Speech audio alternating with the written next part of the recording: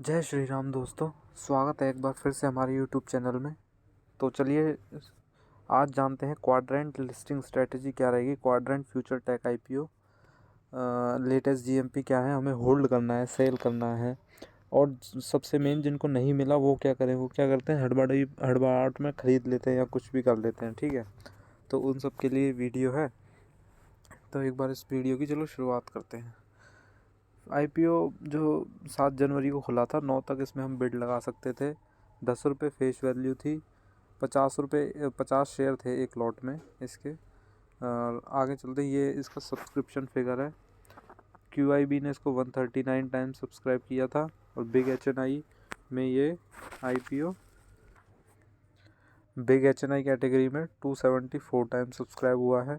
जिसमें आपको हम कितने लोगों को इसका अलॉटमेंट मिला है वो भी बता देते हैं। तो बिग HNI में ये केवल 1428 इतने लोगों को इसका अलॉटमेंट रिसीव हुआ है। तो पूरे इंडिया में बहुत कम संख्या है। स्मॉल HNI की बात करते हैं तो स्मॉल HNI में 714 सिर्फ 714 लोग हैं जिसको इसका अलॉटमेंट रिसीव हुआ है। ठीक है, अब हम रिटेलर्स की बात करते हैं। केवल 20,000 ऐसे रिटेलर हैं जिनको इसका अलॉटमेंट मिला है।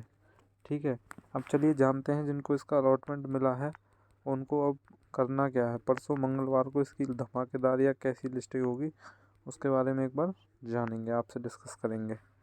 ठीक है, तो ये हमने आपको सब्सक्रिप्शन फिगर बता दिए, कितने लोगों को अलॉटमेंट मिली है वो बता दिया। चलिए इसकी जीएमपी देखते हैं एक बार, इसमें क्या खेल चला है।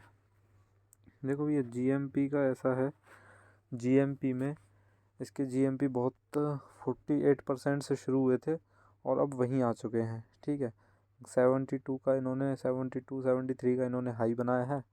तो अब ये लास्ट में अपने उसी जगह पे आ चुके हैं। तो जीएमपी यहाँ से शुरू हुआ 48 से, अब 72 तक गया, फिर 65, फिर लगातार नीचे ही आया है ये, फिर लगातार नीचे ही आया है और अभी फ़िलहाल 50 मतलब हल्का सा ऊपर यहाँ ट्रेड कर रहा है 48 से 50 पे। अगर इसने आज रात या कल आज रात या कल में ये वाला 48 वाला लेवल तोड़ के नीचे आया तो बहुत ज़्यादा परेशानी हो जाएगी, बहुत ज़्यादा दिक्कत हो जाएगी। तो इसी सिनेरियो की हम बात करेंगे कि अगर ऐसी कोई दिक्कत हुई तो हम भैया करेंगे क्या, है ना, क्या रास्ता है हमारे पास इस सिनेरियो से बचने का।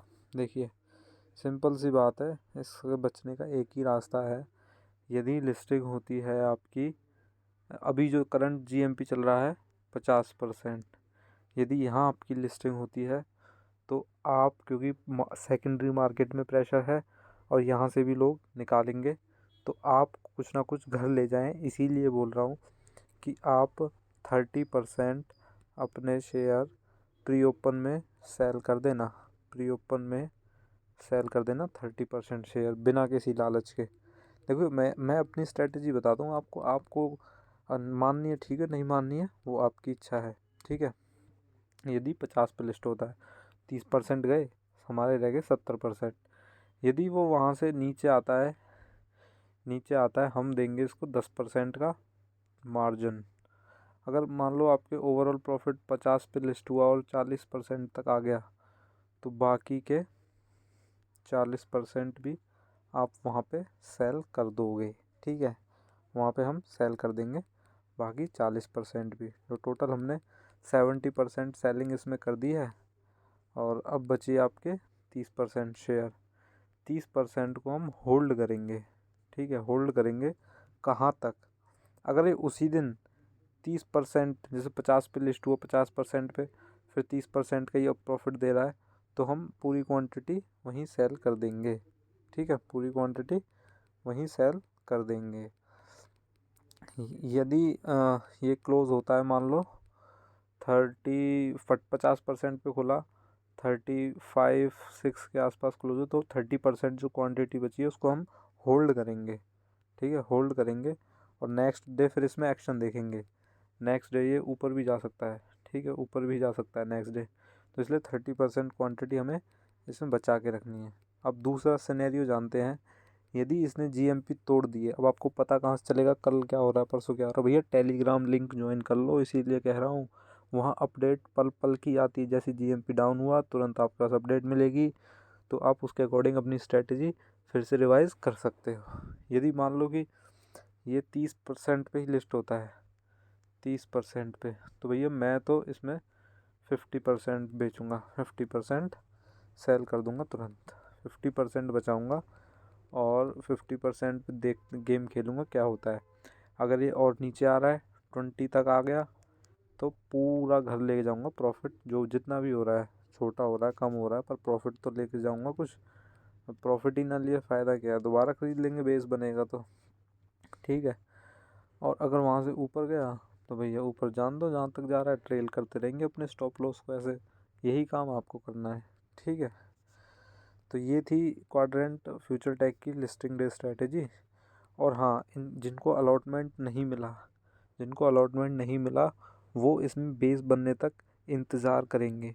हालांकि आईपीओज़ को मैं कवर कर रहा हूँ, तो आईपीओज़ का जो बेस बनेगा, जिसमें आईपीओ अपना हाँ आईपीओ बेस बना के अगर ब्रेकआउट देगा तो मैं उसके ऊपर भी वीडियो बनाऊँगा, इनफैक्ट ज़रूर बनाऊँगा, क्योंकि आईपीओ से रिलेटेड है ना हमारा चैनल, तो उस पर तो वीडियो बना ही सकता हूँ मैं, ठीक है।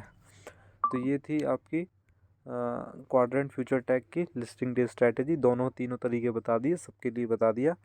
तो ये थी हमारी वीडियो आज की।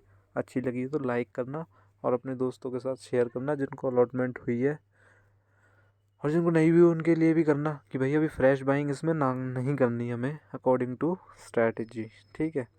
तो धन्यवाद, सब्सक्राइब ज़रूर करना और टेलीग्राम चैनल ज़रूर ज्वाइन कर लो भाई, टेलीग्राम पे बहुत अच्छी अच्छी जानकारियाँ आती हैं, टेलीग्राम चैनल ज़रूरी है ज्वाइन करना, ठीक है। चलिए, जय हिंद, जय भारत।